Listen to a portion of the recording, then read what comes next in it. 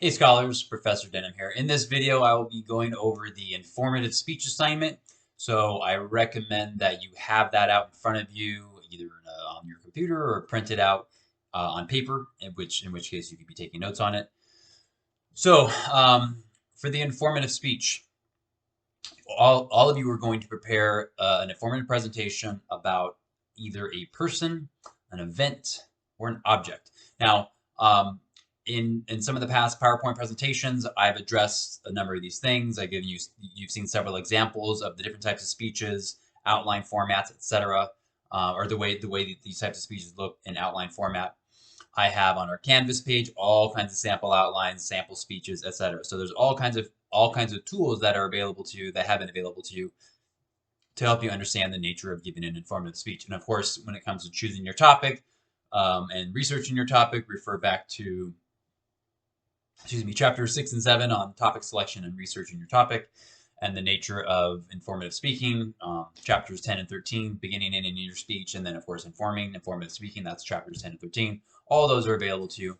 So anyhow, this assignment is going to be worth 150 points. So half of the points are base, or the overall total grade is a base. It's a combination of the outline, the speech presentation, the overall quality of research. As you know, I grade holistically, and the specific grading and evaluation criteria are on the very last page of the informative speech assignment document. So that's that. So I'm going to go through a number of these things. I'm not going to read through everything, but I definitely recommend that you read through this entire speech assignment document in its entirety, underline things, highlight things, take notes, etc. So pay attention to those due dates. What I did is I've like scaffolded the different components of the informative speech. So the first thing that is due is your speech topics. So you're going to submit 3 potential speech topics, and I will tell you which one to choose. So you'll submit 3 potential excuse me, 3 potential speech topics to Canvas. I'll give you feedback, and I'll it's a graded assignment, and then I'll let you know which one to choose. And then the next step, the next stage is submitting an informative speech annotated bibliography. So that assignment has not yet populated on Canvas, but you'll see that populated. I'll have another video explaining that assignment separately.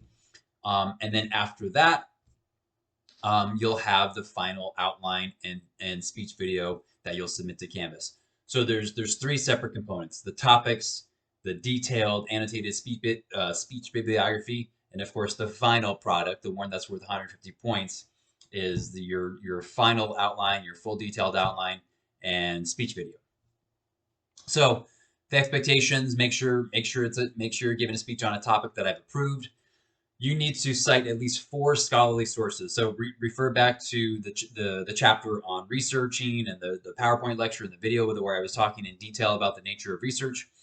One thing I always remind students of for developing informative speech is one of your main goals is to find good information, find good evidence by scholarly sources, or scholarly sources, college level appropriate sources, but really good qualified sources.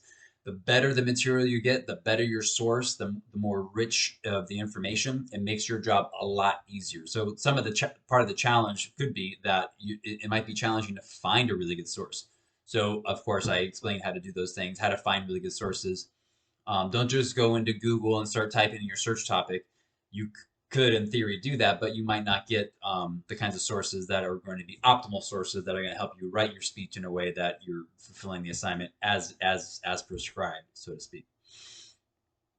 One first step is to, instead of just going to Google or a regular search engine, you go to Google Scholar, and I believe I mentioned this in other videos before, but that's a good starting place. I definitely recommend using our university's library our university's library databases and resources. But sometimes you can go to Google Scholar, which is, I think it's scholar.google.com or something like that. But just type in Google Scholar, you'll be taken to a different type of database where it's powered by Google, but it's looking at just primarily scholarly sources. So you generally get more qualified sources for doing research on any topic, for that matter. So you have to use 4 sources, at least 4. You can have more than 4, but you have to have at least 4. They need to be cited within your speech. You need to use oral source citations. I've talked about this before in other videos. I have documents for you. The textbook talks about oral source citations. Basically, you're giving credit to the author. You're giving credit to where you got this information.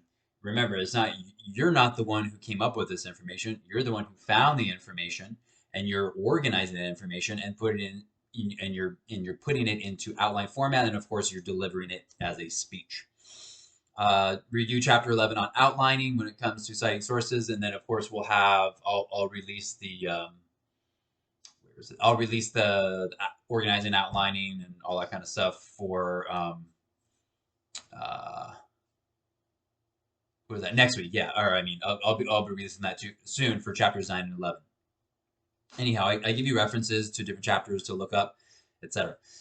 So there's all kinds of sources that can be used for supporting material, books, book chapters, journal articles. If you use a website, you want to be really careful. I've talked about this before, but you want to be very mindful of the type of website it is and the quality of the information in the website. Oftentimes students will include a website source or an internet source, and it's just not a good source. It's not a qualified source, and so that for one, it could be a grade, it could impact the grade, and then just impact your ability to effectively write a speech. If you're pulling information from a source and you haven't really verified the credibility of that source or how reliable that source is, then you don't really know what you're getting. Garbage in, garbage out. So when you're speaking, you're only allowed to have one index card, just like in the introductory speech, you're only allowed to have one index card. And for this speech, you'll be doing the same things. I'm not going to be standing up and going through the same steps as I did in the introductory speech. You can look at that again to see the things that I noted.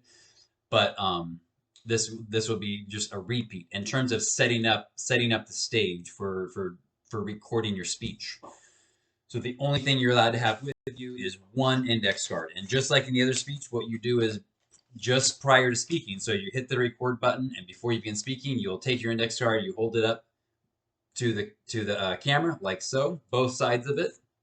Obviously, yours won't be blank, but you're showing me both sides of your index card, and that's the only thing that you can have with you while you're speaking. If you happen to like pick up an object to incorporate in your speech, that's fine. Just maybe let me know in advance. But in other words, you're not allowed to have any printed documents. You're not going to be reading you're not going to be reading a speech.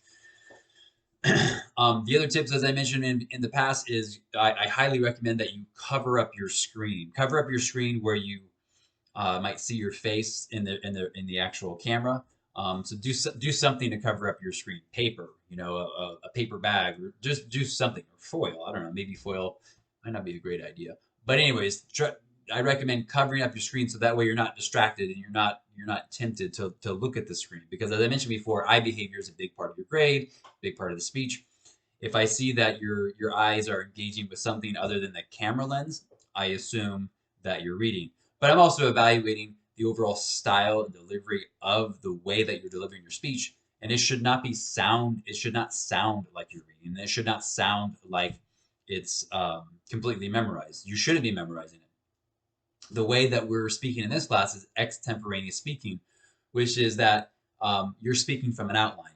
Your outline doesn't need to be an exact manuscript, word for word of your speech. The outline doesn't need to be 5 pages long or 6 pages long, but it should be more than, if you turn in an outline and it's a couple bullet points and it occupies half a page, that's not going to yield a good grade. But the point is, the outline is the blueprints, right? The outline is the blueprints of the speech. It can be very concise, and then in the actual speech, when you're giving life to the blueprint, the finished product, you're going to expand upon what's in the expand upon what's in the blueprint, the outline. So, I'll talk more about that in a second. So, aside from a source with a lot of information, reading a couple direct quotes or something like that, there really shouldn't be any reading. The vast majority, the overwhelming majority, most of your eye behavior should be engaging with the camera lens, just like I'm doing right now. If you see me talking like this, I've modeled this before, but right now my eyes are not engaging with the camera lens. My eyes are engaging with below the camera lens. Or right now I'm reading word for word. Right, so don't be doing that. And if you do, it doesn't mean that you get an automatic F, but But I remember I grade holistically. So I'm looking at your overall delivery in terms of the way that you prepared and delivered and the way that you're engaging with the camera lens. So some of the tips with index cards, one of the things I've mentioned to students in the past, what a lot of students do is they do color coding for their index card. And for this speech, you have four sources, and it's a much more structured speech than your introductory speech where you have an introduction, main point one, main point two, main point three. Most of you are going to have three main points. So main point one, main point two, main point three, right? And then you have transitions, you have your conclusion, you have your source citations, and all that kind of stuff. So a lot of students will color code them, or you just write it all in one color ink, and then you take different colored highlighters and you highlight the different sections. Maybe main point one is yellow, main point two is green, main point three is blue. Doesn't really matter as long as as long as it makes sense to you. But what I have found and what a lot of students have found is when you use the different colors for the different parts of the speech, it creates a nice visual breakup of the different parts of the speech. And that way you're not just looking at, when you're actually delivering your speech, you're not just looking at one index card with all the same writing on it. Usually helps, but you don't have to. That's just an option. But I definitely recommend that you have several versions of your index card, right? If you're only allowed to have one index card, you ought to have multiple versions of that. I won't know how many you have, whether or not you wrote the index card 5 minutes before you gave your speech, or if you've had 10 versions of that index card. If you're speaking from an outline, I mean, if you're speaking from an index card that you wrote 5 minutes before you gave your final version of the speech for this assignment, it stands to reason that you're probably not going to be too prepared. At least you're not going to be prepared and familiar with that index card. So whatever your final version of index card that you have, that should be one that you practice with several times, so you know that really, really well. And less is more. You don't want to have it. You don't want to have your speech written out word for word, because that's going to trip you up. Even if you're really comfortable with it, and when you have a ton of text, when you have so much text on a card, you oftentimes will get lost in the card, and there's just too much information on there. So use that to your advantage. Don't use it as a crutch. So the speech needs to be at least 4 minutes, no longer than 6 minutes. So your ideal time is 5 minutes.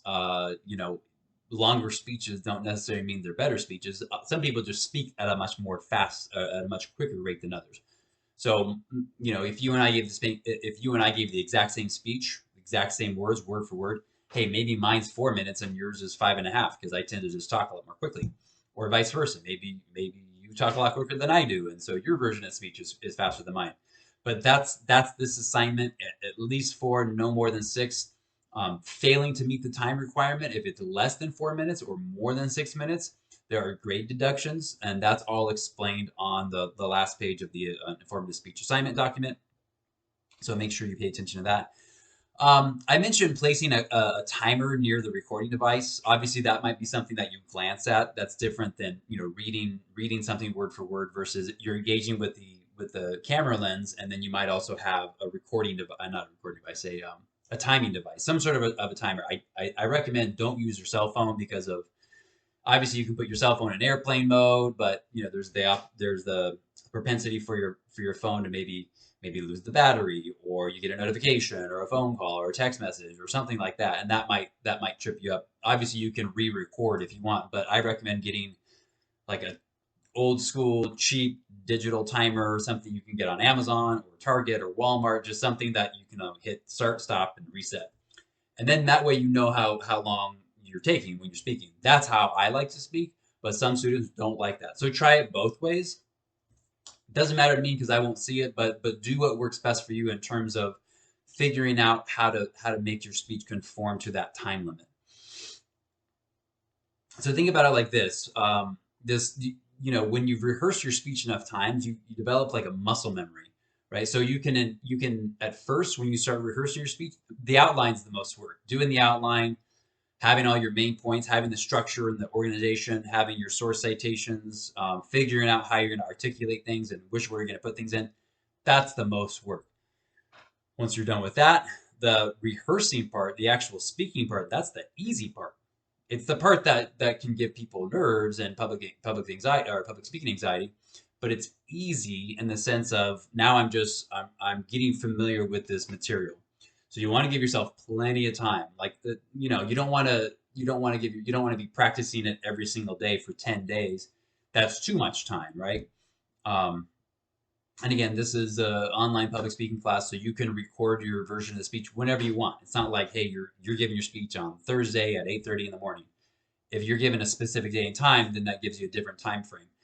So let's just say that's the case. Let's say you were to give this speech. Obviously, it's an online public speaking class. It's asynchronous, so you can do it whenever you want. But let's just say it was Thursday at 8:30 a.m. Well, I would say by Wednesday morning, you should wake up Wednesday morning, 24 hours before your speech. When you wake up Wednesday morning, 24 hours before your speech, you should feel extremely confident about your speech. And then that day before, the whole point of Wednesday is now you're just rehearsing it several times, a few times in the morning, a few times in the afternoon, a few times in the mid-afternoon, a few times in the evening. And by the end of the night, you're like, I got it. I feel so good with the speech. And that way, when you wake up Thursday morning, you're not panicked. You're like, now I'm just going through the motions, right? Now I've done this so many times, I'm just going through the motions. There's no hard and fast rule, but if you're cramming for this, or if you're just trying to do it all in one chunk, what I have found and what most public speaking teachers have found is it yields an ineffective speech, and students are more likely to forget things, to rush through things, and generally they just have a less positive experience, and oftentimes the grade suffers as well. So I'm telling you what to do in order to minimize that anxiety and then to increase your confidence in your speech. Whether or not your speech is an A, B, or C, um, you might be the kind of person you're like, I'm fine with the C.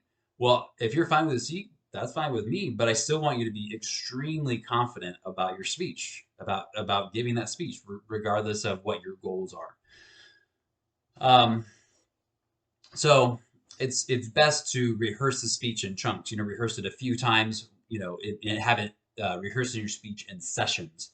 You don't want to try to rehearse your speech time and time again, 20 times in a row. That just creates, like it's like it's information overload for your brain. It's too much. This is a performance. It's different than studying for an exam or something like that, or just writing a paper. Hey, I could sit down and knock out like a long paper. I could work on a paper for 8 hours in a day. It's just different because it's just me sitting and I'm typing, but I'm not engaging with the camera. I'm not using my energy in the same way as I am with a speech. Okay, so that's that. The outline. I have all these details about the outline. I say APL MLA. I'm not extremely particular about the kind of format that you use, but the main thing is that you're citing, that you have those um, in-text source citations within your outline. Don't overthink where to put it. Basically, like you're letting the reader know, I'm the reader. You're letting the reader know where you got that information. Don't just say history book, but include a proper source citation. Look at the samples that are provided for you on Canvas. Look at the textbook, and so on and so forth. Like I said, there's no specific page length requirement.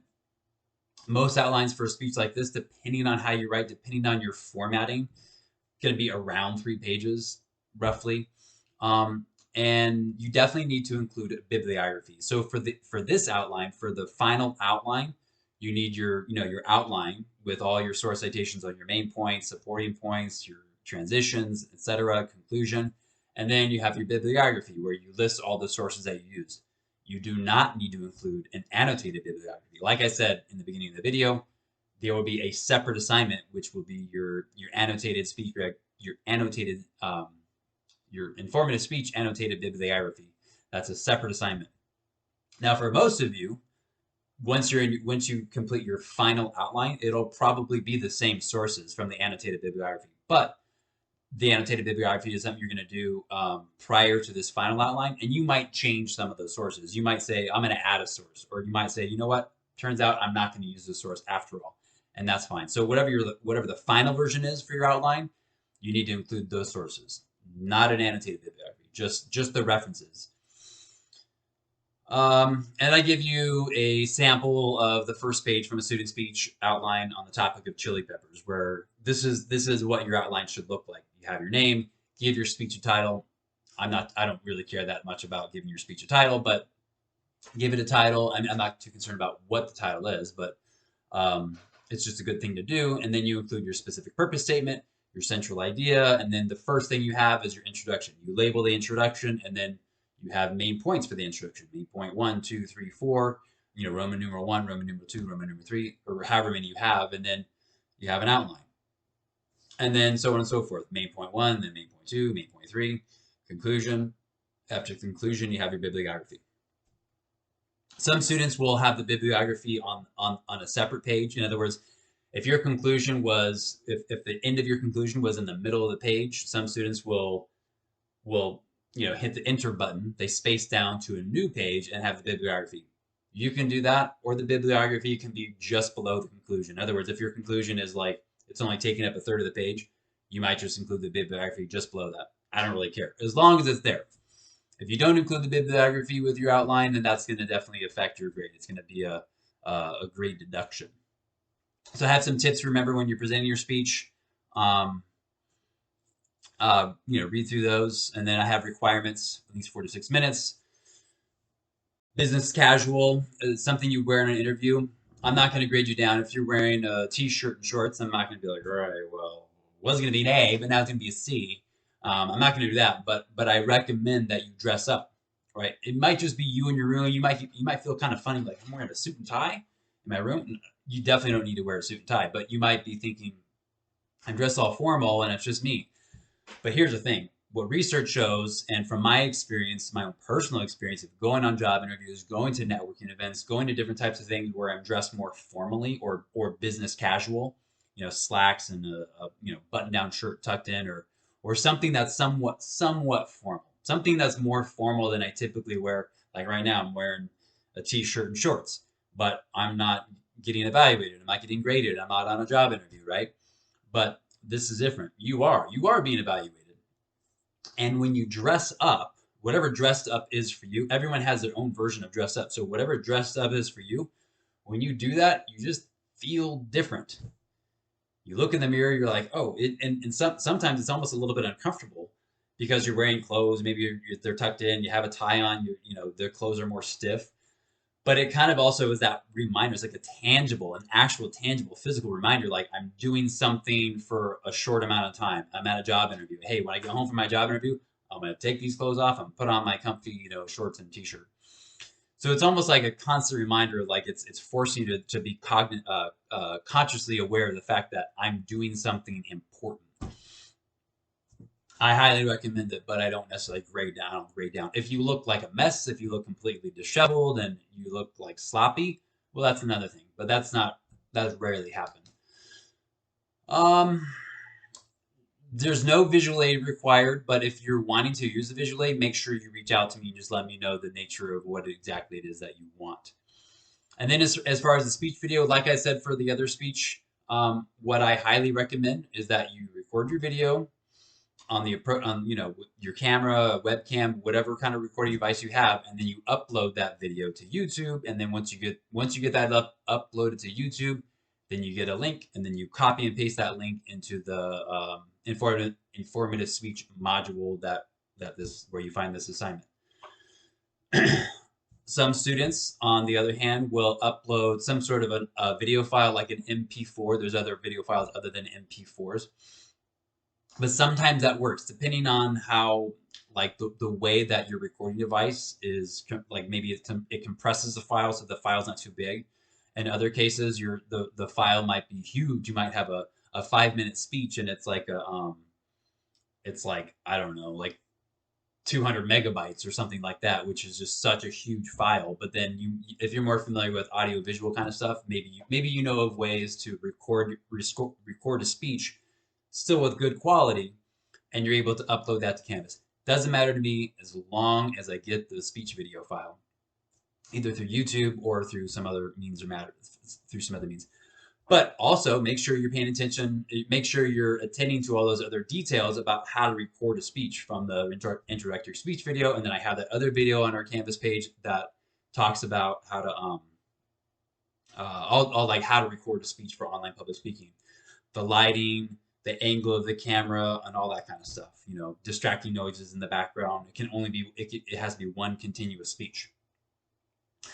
Okay, so that's the informative speech.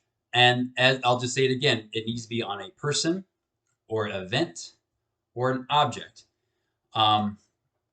The first thing that you do is you're going to submit 3 potential speech topics. So I recommend right now at this point, go open up Canvas, and you'll see that you'll see the informative speech topic assignment, and I'll walk you through that. I know this is long and detailed, but it's an asynchronous online course. I want to give you all the information that I can possibly think of. Okay, so for your potential informative speech topics, you will submit 3. And for each one, include a specific purpose statement and a brief explanation of why you chose that topic. It has to be either a person, an event, or an object. I've already talked about these before. So if you give a speech on a person, the idea is if you're going to give a speech on a person, a scholarly college level speech worth a significant portion of your grade, the goal for this class is to choose a person that would be enriching for all the audience members. Imagine that you're giving the speech to a group of 30 students.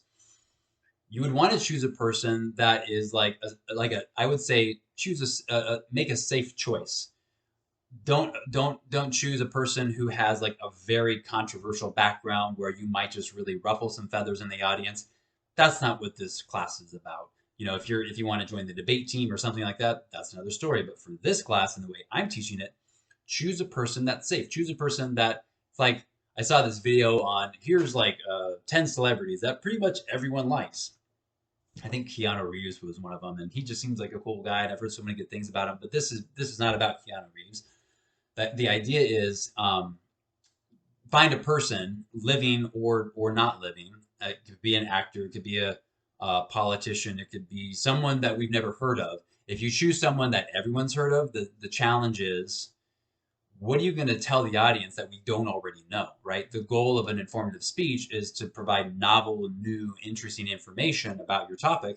And so one of the advantages of choosing a person that really no one's heard of is no one's heard of them before. So it makes your job a little bit easier in terms of how do I've heard a lot of speeches on Martin Luther King Jr., but I've heard a lot of speeches on Martin Luther King Jr., and he's a fascinating person. I love hearing about them. But the challenge is how do you find information that the audience hasn't heard about yet?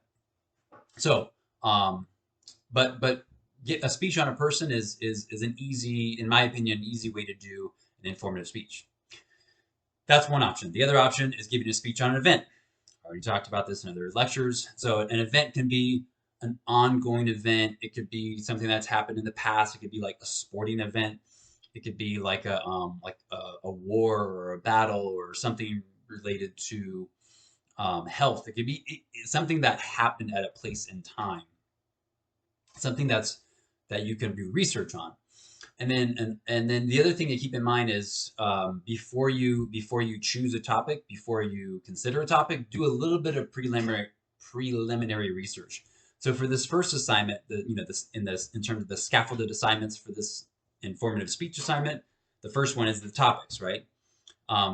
I encourage you to put a little bit of thought into this, do some brainstorming, really think about what do you want to know about, what do you think the audience would be interested to know about. So I say that because sometimes someone they'll choose a topic as I'm going to give a speech on racism as an event. I'm like, well, that's not an event. That's a concept, and that's not something that is even an option. So really think through things in terms of if you're going to give a speech on an event, something that's been written about. In other words, I would say don't choose an event that happened yesterday or last week. Choose an event that has been happening for a long period of time, or something that happened a long time ago. It's in the past. It happened long enough ago that at this point in time, there's lots of research on the topic. There's been books written about it. Maybe there's been movies made about it. There's been articles written about it. There's been historians who've talked about it, right? Make this easy for yourself. Don't just choose something because it sounds interesting, and then the research component is almost impossible, because then it makes your job very challenging. And then in my experience with students who've done those types of who have done those types of topics, it just makes their job a lot harder, and they have a more stressful experience. So make it easy on yourself. And then of course the other option would be object.